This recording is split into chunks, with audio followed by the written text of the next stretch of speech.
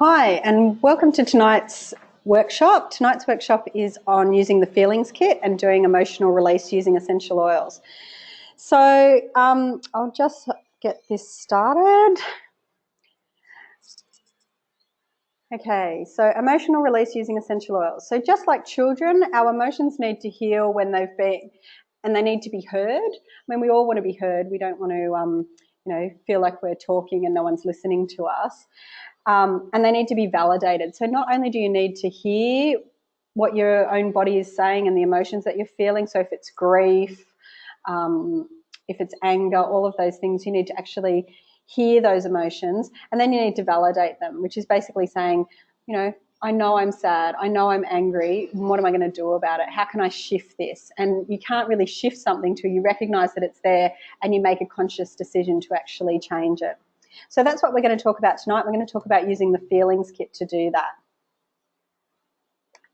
Okay, so as an activity, I want you to think back to your childhood, and I want you to think about a smell that reminds you of this time. So as we go around the group, I want you to tell us your name and a smell that you remember from childhood. So I'll just give you a few seconds to think about that.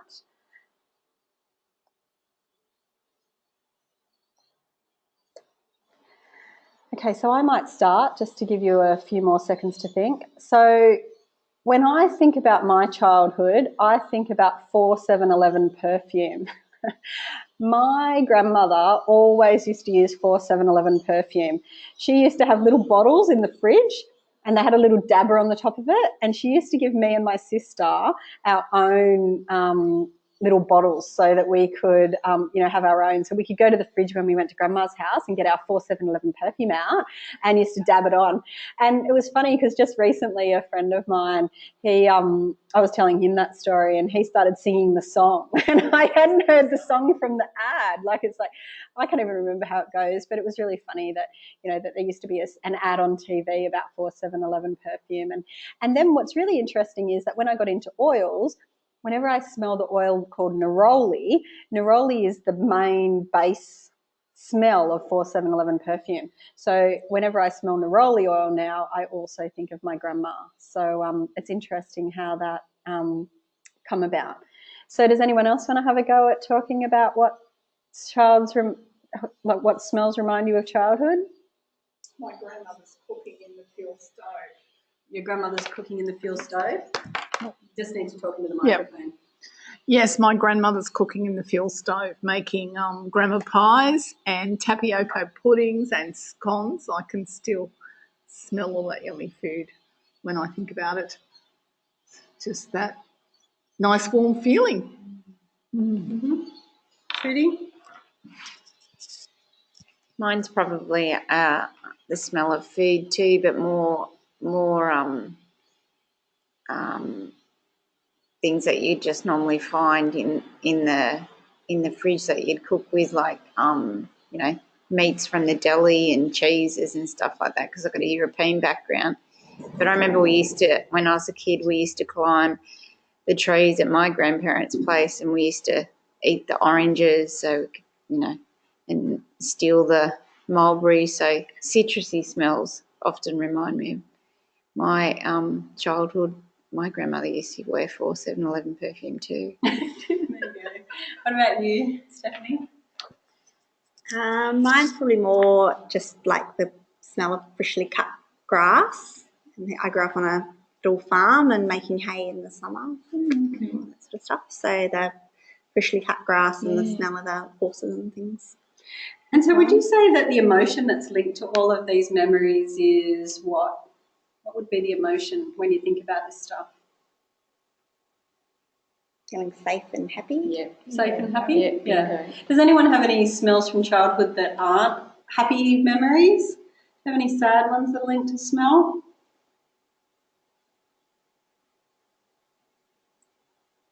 Not that sort of a prominent, no. Often when people are abused by, like in childhood, they often link smells. So if the abuser smoked cigarettes or the abuser drank alcohol, those smells can be linked to bad memories, and so therefore they can be re-traumatized simply through that smell again. So if they smell that particular brand of cigarettes or that particular alcohol or something like that, then those childhood memories can actually be relived, and the emotions that were attached to those can actually come back up to the surface.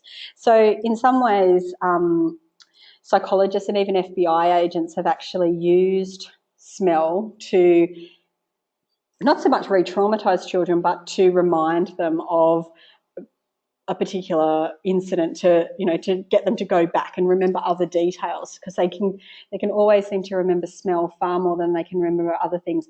When they test, they do lots of tests on this kind of stuff, and they get them to remember what a person looked like. And there's 4 of us here could actually remember a person so totally different. Like we could draw up one of those sketches and it would look totally different for all 4 of us. But yet when if they asked us what the person smelt like, you can guarantee that the 4 of us probably agree on what they smelt like. So it's really interesting how sight can deceive us, but most of the time our nose really does know. So anyway, so what are we going to cover tonight? Not sure why this isn't going to the next slide. So we're going to talk about the connection between the mind, body and spirit. What does the role play? What role does smell play with emotions? We're going to talk about stored emotions and where they're stored. And we're going to use the feelings kit to do a little bit of an exercise. So the first oil that I'm going to hand around is an oil called Harmony. Now, Harmony is an oil blend. It brings basically a harmonic balance to the energy centres of the body. It contains lavender, sandalwood and ylang-ylang. And we're actually going to rub Harmony oil on our chakras. So what I'm going to do is I'm going to give you a drop of the Harmony oil. And what we do is we start by brushing it through our root chakra, and then we go up the body through our sacral chakra, our solar plexus, up through our throat, third eye, and then you can hold your hands above your crown chakra. So I'll just give you a drop each. When we use oils, you must need 2. It's 1 for Bub.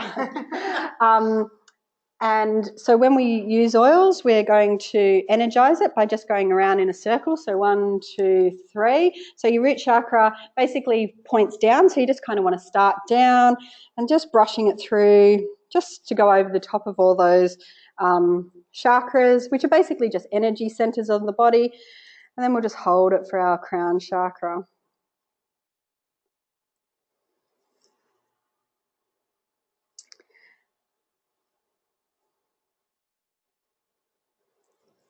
And you can breathe it in if you want. I love the smell of Harmony oil. It's beautiful. Okay, so the next slide is about the mind-body-spirit connection. So the ancients actually believed that healing was bound up with appeasing the gods or the spirit world and combating curses. They believed if a village got sick, that they must have done something wrong. They did please all the gods or the spirits. So this is why they actually gave offerings to the gods. They believed that illness came about because of disharmony between the human world and the spirit world. Somehow something had happened, a disconnect, and the spirits were actually punishing us by making us get the plague or making us get sick or whatever. So they actually used incense and fragrances to calm the wrath of the gods. So they would look kindly upon the, like if we used incense and the gods liked the smell of that, then they would, not punish us. And, they believed it gave them protection, which is very similar to an oil that I use these days for protection, which is called white angelica. So I use white angelica on a daily basis to protect me from that negative energy. Well, back then they did a similar practice, and they did it with rubbing oils on their body, but also with using incense and things like that. So upon reading many of the ancient texts, we can actually see evidence of this, including the use of animal blood. That's why they did, sacrifices of animals. And then they would put hyssop around the door frames so that it would, they used to get the branches of the hyssop plant, dip it in blood, bang it around the door frames, and the hyssop oil would come out of the branches, go into the blood, and then be around the door frame and act as a protectant from any, what they believed was the evil curses, but these days we know it as germs.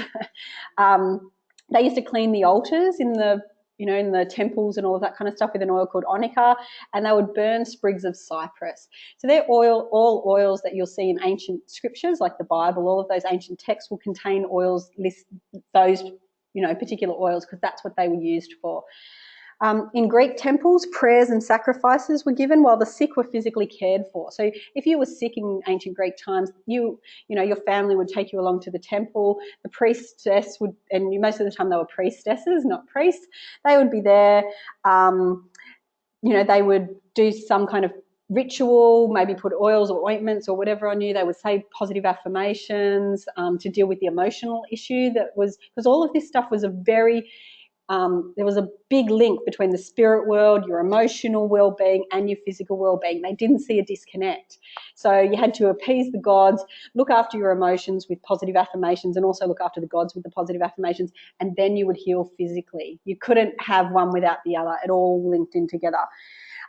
Then they would often send you home to heal yourself, because that was another big thing about ancient healing, was that they didn't look at a doctor as such as being the source of all healing. You healed yourself. You might have gone along to the priestess and they gave you the right ointment and the right affirmation, but if you didn't do the work yourself, well, you weren't going to get better. And that's the same in modern day life. We need to start and take some responsibility for our own health. So belief is actually a very powerful factor in healing systems. If you don't believe something's going to work, well, it's not going to work. You know, the amount of people that have said, oh, I don't believe that oils will work, you know, you might see them using Panaway or Deep Relief and they get some kind of benefit from that. But as far as they still don't believe it. No, it mustn't have been the Deep Relief that worked. It was, you know, I just got better by myself, or, you know, and we all know people who've got really bad illnesses and they might have had the same treatment as someone else and their treatment didn't work and someone else did, because it's that belief system and the mind over matter sort of stuff. So a placebo effect. Yeah, that's exactly right. So a positive attitude is actually really extremely important to the healing process, and it should really be emphasised in whatever we do. Okay, so Hippocrates, he's the father of modern medicine. We, you know, obviously we have a lot to answer, you know, like a lot to thank him for, because he was, you know, he did give us modern medicine, if you like. However, he was the first person that basically broke that mind-body connection. So when science and modern medicine came to the forefront, disease became viewed as a physical or a chemical imbalance. So it was either you got a germ or, you know, there was some kind of chemical imbalance in your body, and that was what was making you sick, and the mind was secondary. They didn't think it was the mind or the emotional stuff or the spirit world anymore that was actually making you sick. So Hippocrates is actually credited as being the first person to believe that diseases were caused by outside natural causes rather than by superstition or gods. So he separated the discipline of medicine from religion, because prior to that it had all been based around religion, believing and arguing that disease was not a punishment inflicted by the gods, but rather the product of environmental factors, diet and living habits. So if you lived in a dirty house and you didn't have clean hygiene and lots of germs could breed, then obviously you were going to get sick. If you were stressed, you were going to get sick. Your diet, so if you ate unhealthy food, you were going to get sick. He no longer believed that it was because of that, your emotions, or because of the spirit world. There is now actually a return to the thinking of a person as a whole being, which is why we talk about holistic therapies, like things like aromatherapy, massage therapy. They're very much more holistic, and even naturopathy, you know, like you're looking at the whole person. You're not just treating the symptoms, you're actually looking at the body, mind and spirit. So health experts are beginning to recognise the connection between physical disease and emotional turmoil. Research shows that other stress and negative emotions compromise immune function. You know, we all know when we're stressed, you know, we're likely to get sick. Or the other thing that happens is, you know, the minute I go on holidays and I stop, I get sick. My immune system, you know. Yeah. So this view actually says that all disease is a result of lack of wholeness. So, you know, when our body begins to not be whole, that body, mind, spirit sort of stuff becomes broken apart, then, you know, we begin to get diseases and stuff. So good health is actually a state of unity, or bringing together of those three things. And this is the principle which underpins all holistic therapies, with the overall goal of bringing back the body, mind and spirit into balance and into harmony. So that's where the harmony oil comes in.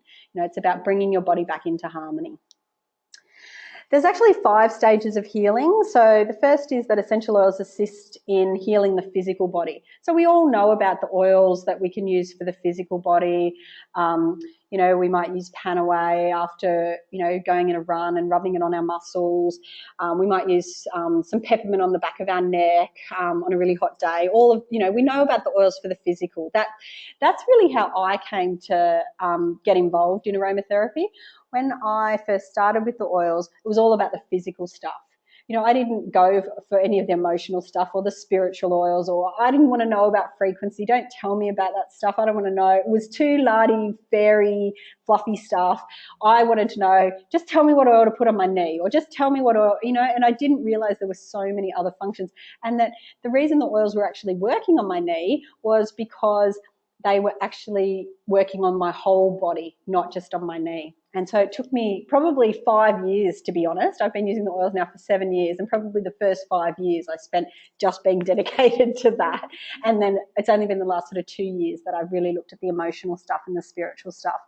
So essential oils actually also help in healing the heart. So, you know, when our heart has been broken, or our heart is affected by grief or loss or whatever, essential oils really work on the heart.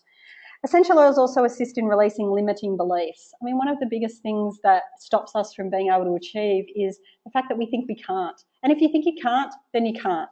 Okay? But if you think you can, then you can. And so that's one thing that essential oils can help, is that they work on our ability to see ourselves differently. If we use essential oils and affirmations, I do a lot of Louise Hay work, and I mean, she does the, you know, tell yourself that you love you by looking in the mirror. If you use oils and do that work, you're actually amplifying the affirmation that you're using, because you're working on more than just you're working on all of the senses. You know, you touch, your sound by saying the words, but you're breathing it in. And smell is the fastest thing that goes into your limbic system and into your brain. And you're actually, you know, if you like, concreting that affirmation.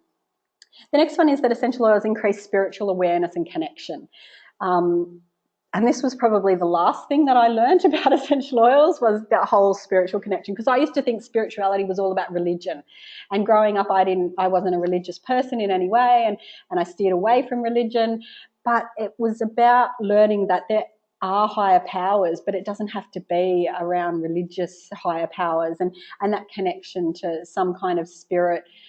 Whether that spirit be something as simple as Mother Nature or whatever you believe in, it helps increase your spiritual awareness and just be open to more ideas and a greater awareness of what's out there and all of that kind of stuff.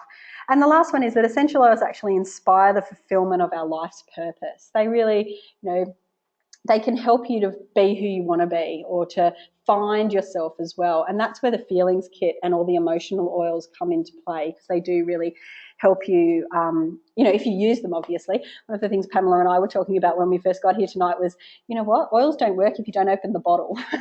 You've got to get them out of the bottle. Don't just leave them on the shelf, get them out. So the next oil we're going to use is an oil called Forgiveness. So Forgiveness oil blend is uplifting combination formulated with Melissa. Melissa is lemon balm. It's absolutely beautiful oil. I've actually been over to Young Living's farm in Utah and swam in the Melissa floral water. So after they've distilled the Melissa oil, the oil floats on the top and the water's on the bottom. They take the oil off and put it in the bottle, and the bottom water they store in tanks, and they pump it into the spa baths over there, and you can go over and go in the spa bath. So it's an absolutely amazing experience. It is beautiful. And it's got geranium, frankincense, and other essential oils. So Forgiveness allows the release of harmful memories and promotes a willingness to move forward. So if you're stuck, the thing is, we're not saying that you have to forget what someone did to you or forget what happened to you, but if you don't forgive, then you'll never move forward. You'll always be stuck in that place. So it's about forgiveness, not forgetting. So we apply forgiveness to the navel and allow ourselves to let go. You might find it a bit difficult. Oh, you've got buttons? Okay, so if you want to take a drop of Forgiveness oil, and we're just going to rub it on our navel. Yeah. Oh, I must need extra forgiving. Excuse me. You shouldn't have any trouble finding the name. I should have said wear pants to tonight's workshop.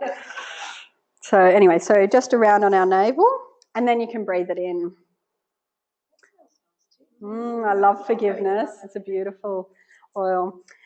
So what role does smell play with our emotions? So scents actually have a remarkable ability to influence the whole person, the body, mind and the spirit. The sense of smell is actually 10,000 times more acute than any of our other senses.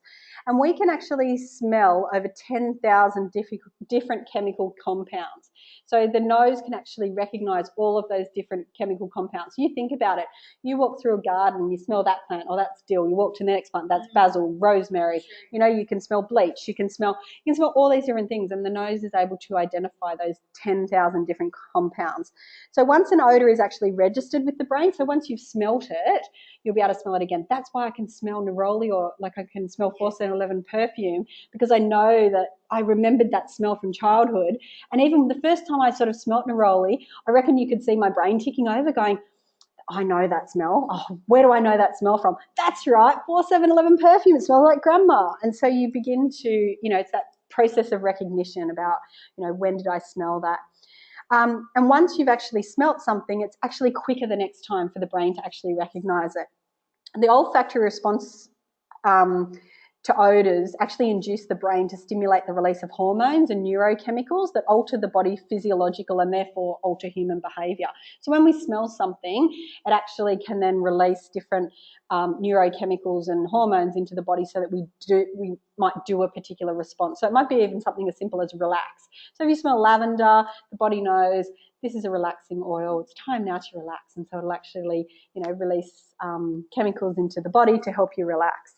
So when we inhale an odour, the odour molecules actually travel up the nose where they're registered by the nerves of the olfactory. So you can see in the picture here, they go into the olfactory membranes in the nose lining. The odour is actually perceived by the olfactory receptor cells, and these little knob-shaped things called dendrites, and not that you need to remember any of this stuff, but when an odour is actually, it stimulates the receptor, and the cell then sends an electrical impulse to the olfactory bulb where the odour is actually interpreted as a different smell. So we know, you know, there are some plants out there that, I think it's dill and spearmint, they have exactly the same chemical constituents, and if you looked at them chemically, they would look exactly the same. But one of them is reversed. It's kind of like the opposite of each other. So when the olfactory bulb receives those little signals, if you like, it goes, that's dill and that's spearmint. And it's so minute, the little difference between the two oils. And then what happens is it goes from that bulb up into the limbic system of the brain.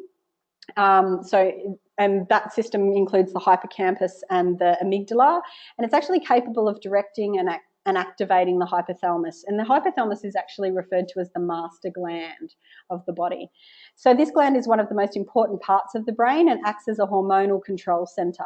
The hypothalamus releases hormones that can affect everything from your sex drive to your energy levels. So the production of growth hormones, sex hormones, thyroid hormones, neurotransmitters such as serotonin, all of those are actually governed by the hypothalamus. So you can understand why a sense of smell is oh so important to all, you know, everything that happens in your body, because it's all, you know, it can all play a part in stimulating that hypothalamus. So the olfactory bulb, as I mentioned, is part of the limbic system, which is the emotional centre of the brain, and smell is closely connected to the amygdala and hippocampus, structures that influence our behaviour, mood and memory. So things like anxiety, depression, fear, anger and joy, they all physically originate from this region of the brain. So Dr Rachel Sarah Hertz, who was an assistant professor of psychology at Brown University, she researched the connection between the sense of smell and memory. She believes that the only way to stimulate the amygdala is with fragrance or a sense of smell. That's the only way. That's what her research said. The only way to stimulate that limbic system of the brain was through smell. She stated that her studies led her to believe that emotions are so linked to smell that probably if we did not have a sense of smell, we would not have emotions. Now that explains what happened to my husband. When he had his motorbike accident, my first husband lost his memory. He also lost his sense of smell. And I reckon he's devoid almost of emotion even now. Just, he couldn't smell anything, couldn't taste anything. And it's probably why, you know, the smell of baking cookies actually brings back some, memories of our grandmother, or, I often smell deodorant and I'll think of, a past boyfriend, or, whether they were good or bad. When smells are concerned, we react first and we think later. This may account for shopping centres using certain odours to get us to buy. That's why the perfume counter is always at the front of David Jones and Meyer, because it entices shoppers to buy. Or if you smell bread when you go and buy a house, or coffee or something like that. Subway. Yeah, Subway. Pump out their bread and whatever else. Yeah. So all other physical senses, including sight and sound, are actually routed through the thalamus, which acts as like a switchboard to the brain, passing stimuli onto the cerebral cortex. It's like the conscious thought centre and other parts of the brain. These senses would have us shopping rationally rather than emotionally. The amygdala works with processing emotions such as fear, anger, and pleasure. The pleasure centre lies here with the release of endorphins and enkephalins. Emotional experiences and traumas are stored here, much like a computer's hard drive. And the amygdala is actually responsible for determining what memories are stored and where they're stored in the body. So the amygdala functions both electrically and chemically via hormones, and only responds to smells, which is why making, aromatherapy and essential oils are a valuable tool that can help us to tap into our memories, good, bad, or ugly. It can help us to release traumas and emotions that we may have stored for years, ever since we were children. Traumatic experiences stored at that cellular level can also help, can prevent us from moving forward. Various aromas actually help to evoke memories, especially those with emotional overtones. A study conducted by Stockholm University revealed that smells have the tendency to take someone further back in time than actual verbal or visual cues. So if you had a trauma that happened in really early childhood, you could use smell to take you back. When introduced to a smell memory cue, participants in the study whose average age was 75 most frequently record memories from their early childhood. The sense of smell is wired differently from our other senses, and it actually elicits an emotional response, whereas the rational brain responds to the other four senses. So the next oil we're going to use is present time. We're all guilty of living in the past or planning for the future and not being in the present. So that's why present time is a particularly good oil. It promotes feelings of living in the moment. I like this oil because it's got what oil in it? It's got neroli in it. Neroli, spruce and other essential oils to help you see the future with an open mind and new possibilities. So we're going to apply present time to the wrists and behind the neck, which is so funny because that's where I used to dab for 7-Eleven. So I'll just... They told you to put it too, didn't they? So I just put a drop on your wrist, and mightn't have been enough on you. Did it come out? And then just put a little bit behind your ears. Yeah, I think they even said that on the ad, didn't they? Sure they did. That's what you used to see women doing. Yeah, you dabbed it behind your ears. And so, they must have known something about it. Can you smell the neroli in it? Does that smell like 7-Eleven? Too bad if you don't like 7-Eleven.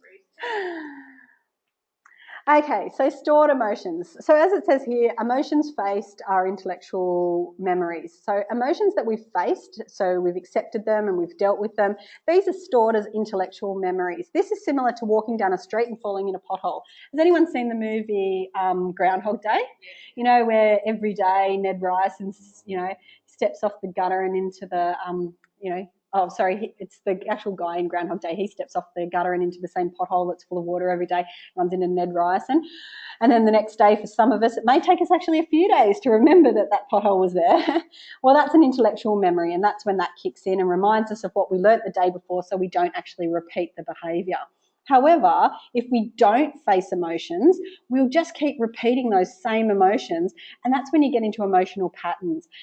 I see it a lot with women who've experienced bad relationships. They just go from one bad relationship to another, and they say things to me like, I just keep attracting the same men, because they haven't dealt with their emotions and why it is that they're attracting those kinds of behaviours. So when we have an experience or emotion that we're not quite ready to process, it might have been too traumatic, too hurtful. I know Pamela talked at the last workshop about her own relationship breakdown and the death of her partner and things like that. And because she wasn't able to process it, later on when she got to menopause, all of those issues came back up for her, and that's what happens. They don't go away; they just get stored in the body, and they come back up at another really inconvenient time. So basically what happens is the amygdala assigns a part of the body to remember the emotional experience or trauma until we're ready to deal with it. And then it passes it to the frontal lobe where we can consciously recall it, revisualize and re-experience that emotion. The body has more than 100 trillion cells, each with a strand of DNA capable of storing up to 6 gigabytes of memory. So that's how many emotional stuff we can carry. That's why people call it emotional baggage, because it really is. It just gets stored in the body until we're able to deal with it. The emotional brain can actually delegate any place in the body to store a feeling or an emotional memory. You never run out of memory storage space. You could have a million emotions and you'd never run out. Emotions not faced, dealt with or accepted are stored as repressed emotional energy. They keep us reminded of our existence in a variety of negative ways. They can cause pain, illness, disease and malfunctions on several levels: spiritual, emotional, mental, social and physical. Much like in the same way that when we get our electricity bill in the mail, if we file it away to avoid having to deal with it in the right way, well, what happens if we don't pay the electricity bill? We'll get sent a reminder and another reminder, and then finally they come out and they cut the electricity off. Same thing happens in your body. You get subtle little reminders about things, and eventually, those emotions will surface in a big way. I heard it described, I was listening to a podcast today, and it's like these little, like these pop-up things we get on our computer that says, do you want to update now? And we say later, and we say later, and we say later. And that's what happens with our emotions in our body. We get this niggling feeling that something's not right. Oh, well, push it away, and then we end up getting sick because it gets into part of our body that it creates imbalance in it, and then we're sick. Okay, so although we might be very selective deciding where we're going to file our electricity bill, we just want to be rid of it, so we've probably just thrown it in the bin. The amygdala actually has a very efficient filing system. Because each organ of the human body has a specific vibrational frequency, so does each emotion. So if we're going to, say, file away anger, it's probably going to be stored in our liver, which has the same vibrational frequency as anger. If we're going to look at grief, it's usually in the lungs. Okay, so there are different parts of the body that have a vibrational frequency, and the emotion has that same vibrational frequency, and that's where we'll store that particular emotion. The amygdala sends the emotion to be filed in a place in our body that matches the exact vibrational frequency of that specific emotion. That's why we carry anger, blockages, I just talked about that, in the liver, stress blockages in the stomach. So when people are stressed, they either eat too much or they don't eat at all. Fear blockages are in the kidneys and so on. So those emotions that are not dealt with sooner or later will resurface to give us another opportunity to learn. And as Candace Pert says in her book, The Molecules of Emotion, emotions are trapped in the physical body and can be released physically through loud emotive expressions. The result is a freer, more abundantly flowing sense of energy. So if you're angry, go for a drive in the car, play really loud music and scream, scream into a pillow, do whatever. Okay, some emotional clearing. So emotional clearing actually requires identifying the underlying emotion, understanding the pattern, and essentially learning the lesson so as to avoid a repetition of that same pattern. Until we learn from the experience, we continue to recreate similar situations. So I talked before about my work with women experiencing violence, and they often say they attract the same men. Similar situations from the past will often surface in our lives. Many emotional patterns or blockages can be released simply by acknowledging them. Others will require much more work. So, some emotions or issues that you've dealt with in the past might not take a whole heap of work to actually get those out of your system, but others are going to take, days, months, weeks, years to actually address. I talked at the last workshop about a car accident that I had witnessed, and I was the first on the scene, and an elderly gentleman had lost his whole leg had been amputated, and he basically bled out and at the scene, and I was the first on the scene, and I was talking on the mobile, I was doing all the right things, controlling the scene, trying to stop the blood. I had my hands on his leg, I was trying to get him to lay back so I could give him CPR, I remember distinctively this massive pool of blood. I've never seen so much blood. I used to think to myself, you know, like you bleed from a cut or something like that, but it's next to nothing. This was a puddle, like a massive puddle of blood. And at the time, I was flying out to America the next day, and it was more like an inconvenience to me that I was running late then. I had to get home and get packed and go to America, and I had to give a statement to the police, and even I was angry at the police because they wouldn't. Our car happened to be on the south side of the accident, and because it was between the two turnoffs in Port Macquarie, rather than just let us go past, we had to go back to the donut and drive all the way through Port Macquarie to come north. And I remember not once was I sad, like at the time, because I was in autopilot. It was kind of like, these are the things that need to get done. And it wasn't until, a week, 2 weeks later that I was in America and I was nearly in a car accident myself, that all of those emotions came rushing back. And I was hysterical. I was crying, and I was with some other oilers, and they were like, what is wrong with you? It was only a near miss. You didn't die. Why are you crying so much? This is just, and it wasn't me either, because I'm not really a crier. And they were like, wow, what's going on? And of course, they were piling oils on me, which was the best thing that could have happened, because it just helped me to get rid of all of that energy, because I hadn't grieved what I'd seen. I hadn't dealt with what had happened, and remembered that this was a real human life that I had witnessed leaving this earth. And I really cried. I hadn't, and probably not only grieving that, but a lot of other grief probably came out all in one go. It was kind of like a grieving process, and I would have cried for 15 minutes. Like I couldn't stop. I was hysterical, and I look back at it now at how cathartic that must have been, because otherwise I probably would have stored that grief away, and who knows when it would have come out. It would have come out eventually. Something else would have triggered it, and so I actually, I felt like that was a really good experience for me to actually, it was only a week, 2 weeks later, to actually shed some of that emotional baggage that otherwise I would have been carrying around. So the word emotions actually translates to energy in motion. So emotions actually are energy moving through our bodies, and in some cases not moving, which causes blockages, okay? The emotional energy actually works at a higher speed than thought. Thought and images can take seconds or minutes to evoke a memory, while an aroma can evoke a memory in milliseconds. It's like if you look at a picture of a person, it takes you longer to recognise it, but if it smelt like my grandmother, I would recognise it quickly, like instantly kind of thing. It's much faster. And as I said in the beginning, even police, FBI, they all use smell to help victims remember key details that may help to solve a crime.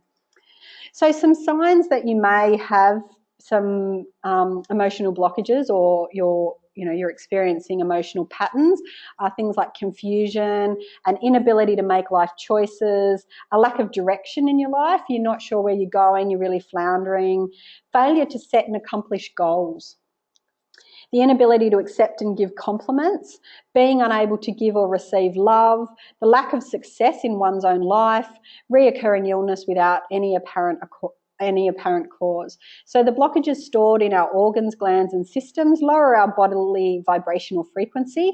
When our body's frequency is actually below a certain point, that's when disease can occur. So what happens if we raise our body frequency during energy work, so massage, Reiki, any of your healing touch, all of that kind of stuff, then the emotional blockage will actually disengage and come out of our bodies in the form of healing. I'm sure we all know that emotional and mental states rule our physical body. Therefore, true healing must start at the source. In other words, we've got to look at the mental and emotional level before we can actually, deal with the physical stuff. So how do we release emotional blockages and patterns? So apart from the physical benefit of releasing emotional patterns, one other benefit that I see is that future generations will benefit. We actually pass on emotions and emotional patterns in our DNA to our children and our grandchildren. Yeah. So what you do and what you experience goes back 4 generations as well as forward 4 generations. So how many of us remember having an experience as a child and how their parents reacted to it? I know that my mum reverted to physical punishment every time we did something that made her angry, because that was so embedded in her from her own childhood. She wasn't able to make a conscious shift, whereas I made a conscious choice when I became a parent that there was no way that we were ever going to physically hit or any other form of physical punishment out for our children. My mother would scream, yell, she'd use the wooden spoon, the feather duster, whatever she had on hand. She just didn't know any other ways, and so it was a learnt behaviour. It was in her subconscious. It was the only way that she knew how to deal with being a parent. However, when I'm tired, sometimes I actually revert back to the old ways. I don't actually physically hit my children, but I do find, particularly when I'm tired and stressed, I sound like my mother. I'm like, come on, girls, you've got to get it together. Like I'll hear myself. My mother's voice comes out. Because those emotional patterns are so ingrained. Whereas if I'm happy and in a good space, I never revert to those, those subconscious behaviours.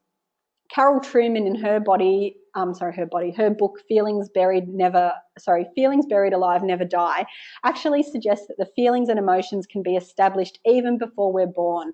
We're sensitive to the feelings our parents were experiencing during our gestation period. So if our mums are stressed, then we're more likely to be a stressed and anxious baby.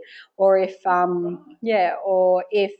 and this is often seen in particular women who've gone through traumatic events. So it might have been, that they were a refugee living in a country where there was trauma or domestic violence or that kind of stuff. When I had my first baby, I was really aware of this, and I went for counselling to try and deal with some of my emotional stuff so that I wasn't passing that on. And not only can unborn babies hear from the 24th week, but Dr. Verney presents evidence that the attitude of the mother toward the pregnancy and the child, as well as her partner, actually have a profound effect on the development of the child and on the birth experience. Oh, that's so true, isn't it? So stress affects hormones just like drugs and alcohol, and these can cross the placenta and pass to the baby. What the child experiences in the womb creates predispositions, expectations, and vulnerabilities rather than specific qualities. So susceptibility, not predetermination.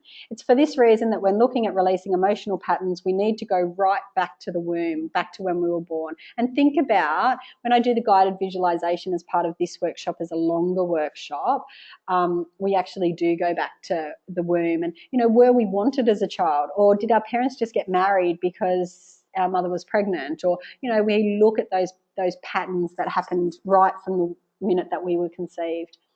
So the next oil that I'm going to pass around is release. So release oil the release oil actually facilitates the ability to release anger and frustration using ylang-ylang lavandin, which is a species of lavender, geranium and other essential oils.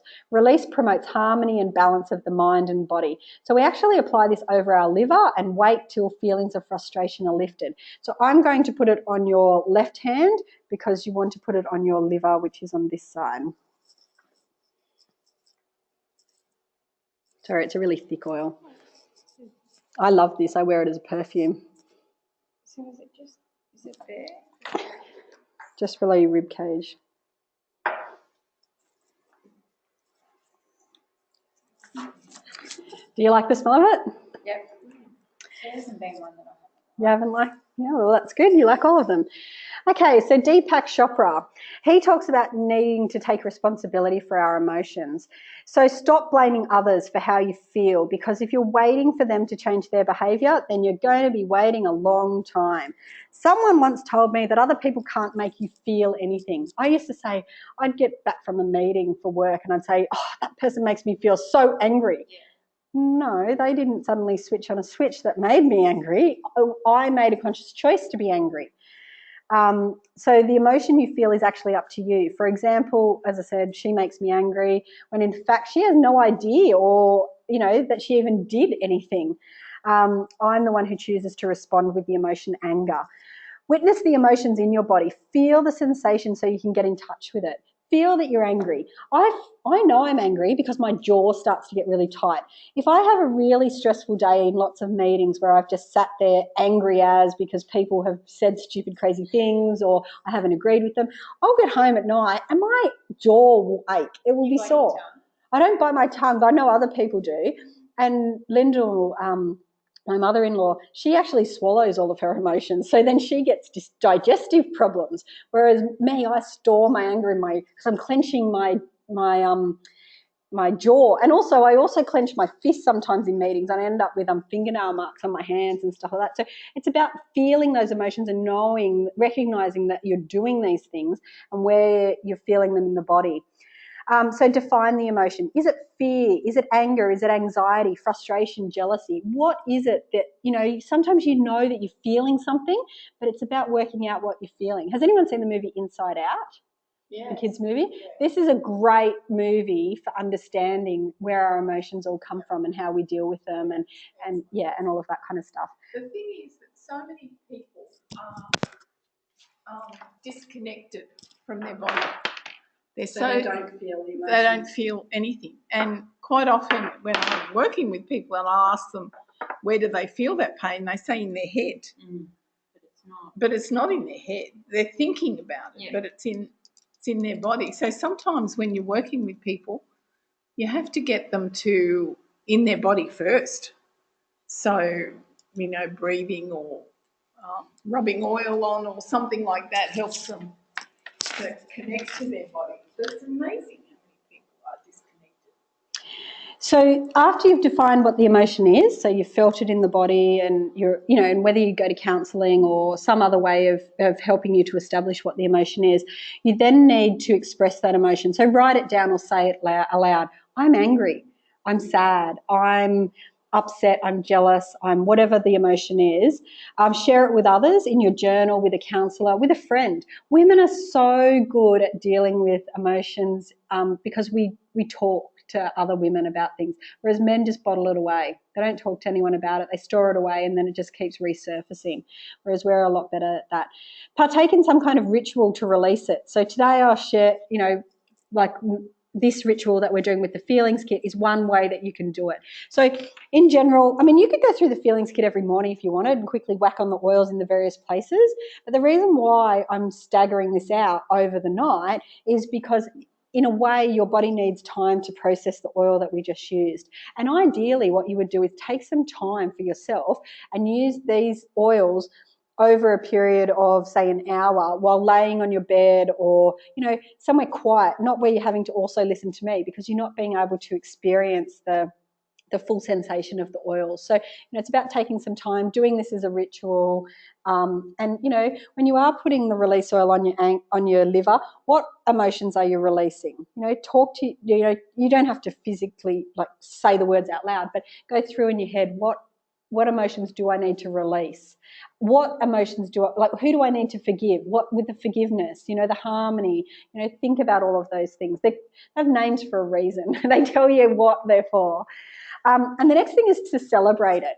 Reward yourself. This may be why so many people celebrate a messy divorce by burning their marriage certificate. There's got to be some kind of celebration that, I've been able to deal with my anger or recover from my trauma or whatever it might have been. So Carolyn Mine in her book suggests similar steps to clearing emotional patterns. She suggests you identify the pattern that's linked to the emotion. You understand the pattern and the opposite side of the emotion. For example, if the emotion is anger, the other side is laughter. I don't know if you ladies with your own kids, when my girls are doing something and I'm supposed to be angry about it, but it's just so funny and you can't help laughing, how can you be angry if you're laughing? You can't. Those two emotions just don't go together. You cannot be angry and laughing at the same time. So she talks about finding the opposite. There's things like laughter yoga. So if you're a particularly angry person, go and do something like laughter yoga. Watch comedy movies, do funny things like that. Learning the lesson. So you need to learn the lesson by discovering a way out of the situation. So she gives a range of statements or affirmations which provide a way to shift the energy from the negative to the positive. So you need to have some form of affirmation, not I'm not going to be angry, because not in a sentence and angry in a sentence just tells your body to continue to be angry. You need to think about, I'm happy and there's a way out of this, some kind of emotion like that. And clearing and reprogramming the emotion from the body's cellular memory, because this changes the DNA and releases the pattern from the memory, which is held in the limbic system. So this can be done using essential oils on various points of the body. So Carolyn, I've talked about that one, sorry. Inner Child. So Inner Child's the next oil that we're going to use. Inner Child's a blend which stimulates the memory response and helps reconnect to the authentic self. It's a combination of orange, tangerine, jasmine, lemongrass, neroli and other essential oils which provide a sweet childlike fragrance. So we put 1 to 2 drops of Inner Child just under your nose to open the pathway to reconnecting to your inner self.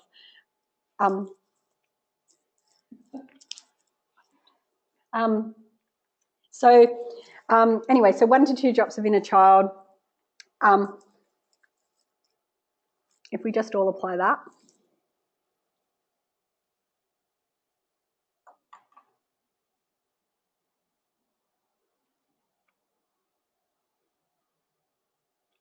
So the roof of our mouth and the bottom of our nose is actually the fastest way to the limbic system of the brain. So that's why we apply that oil there.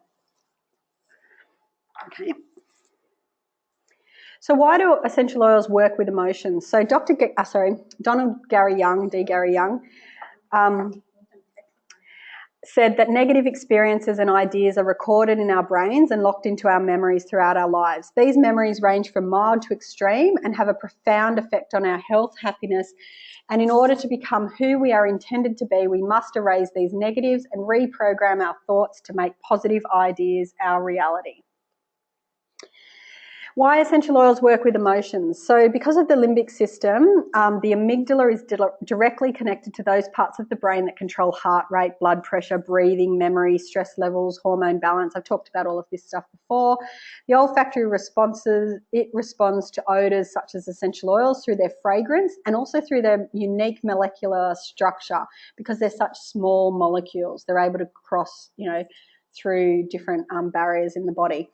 They can directly stimulate the limbic lobe, the emotional centre and the amygdala to stimulate a release of hormones that make us actually feel better, which is why there's oils like joy, that it makes us feel better.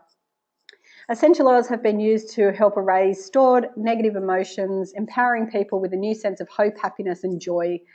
Essential oils of every species are believed to cross the blood-brain barrier as they're smaller than 500 AMUs and they're lipid soluble. Which basically means fat soluble. So they're able to go, like the brain is fat. When you inhale oil molecules into the back passages of your nose, they go straight to the brain, to the amygdala, the headquarters of the limbic system. 1 drop of essential oil actually contains 40 million trillion molecules. So that's about 40,000 molecules per cell in our body. It only takes 1 molecule to alter cellular function.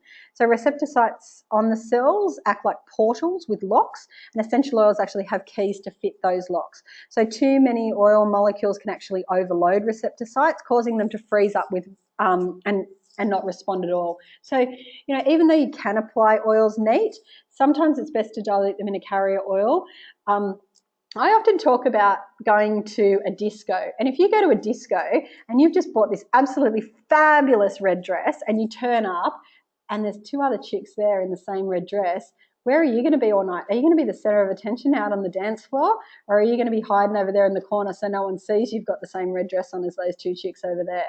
Oil molecules are the same. If there's lots of them, then they don't have to work as hard and they won't.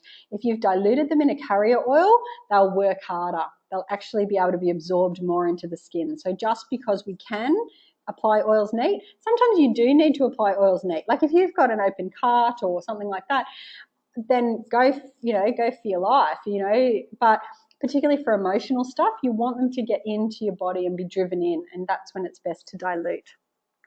Not only do essential oils help our cells to release chemical toxins such as petrochemicals, but they also help to release emotional toxins. So when emotional toxins are dislodged and let go of, we experience what we call an emotional release. When that emotion is resolved, we gain spiritual insight and our lives move onward in a positive and productive way.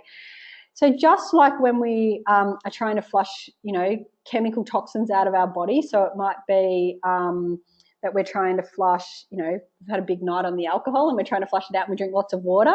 The same goes for emotional toxins. So always after you do any form of emotional release, even the feelings kit, drink lots of water because you don't want those toxins to be released from one organ of the body and just get stored in another. Okay, you'll want to flush them out, so get drinking with the water. Pure essential oils actually carry electrical charges, usually electrons and negative ions, which are healing and healthful. Essential oils are also energetic. They generate nanovolts of electricity, which is a billionth of a volt at megahertz frequencies. So it's like, radio frequencies, if you like. So we know that essential oil characteristics, thanks to a guy called Bruce Tanio and his technology, he actually measured the frequency of oils and was able to tell us that, for example, rose oil has a frequency of 320 megahertz, which, used to be what we thought was the highest frequency of any oil, but we've now been able to work out that blue cypress is actually higher than rose oil. Tanio's work has determined the frequency of the human body. So during daytime hours, it's between 62 and 68 megahertz. A healthy body frequency is between 62 and 72 megahertz. So what happens when we inhale essential oils? Do you think our body frequency rises? Yes. So in Tanio's frequency experiments, he actually looked at the effects of coffee. So he'd measure your frequency and then he'd give you a cup of coffee to hold. So it was found that even holding the cup of coffee lowered one's bodily frequency by 8 megahertz. Okay, taking a sip can actually lower it by 14 megahertz. Yeah. So if you're like me and you can't give up coffee, I don't really drink coffee, I drink chai.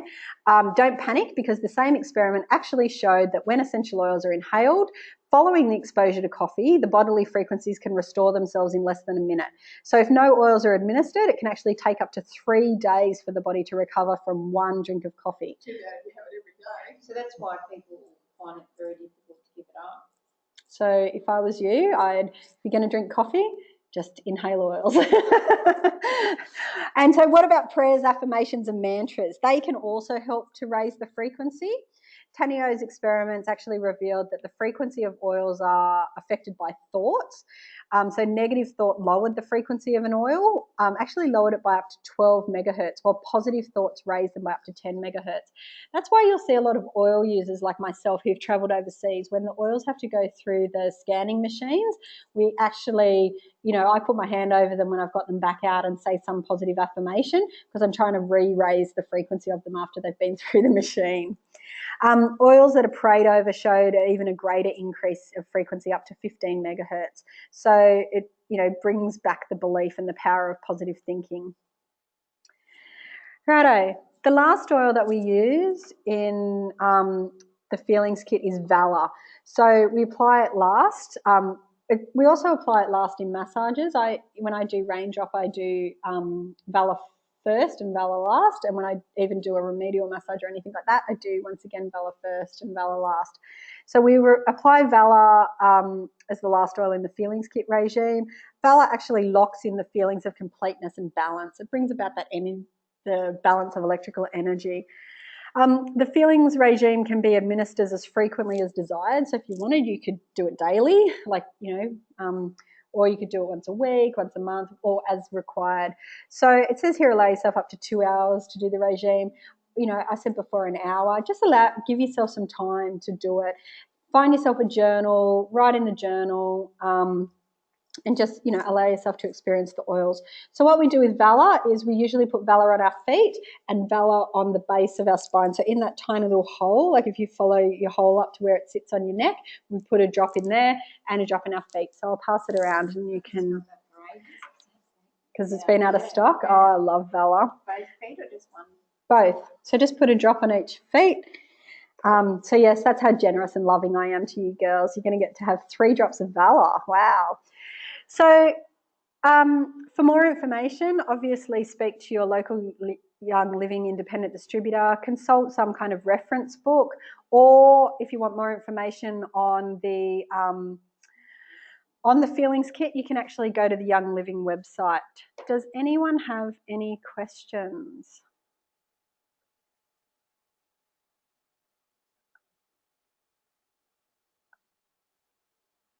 No?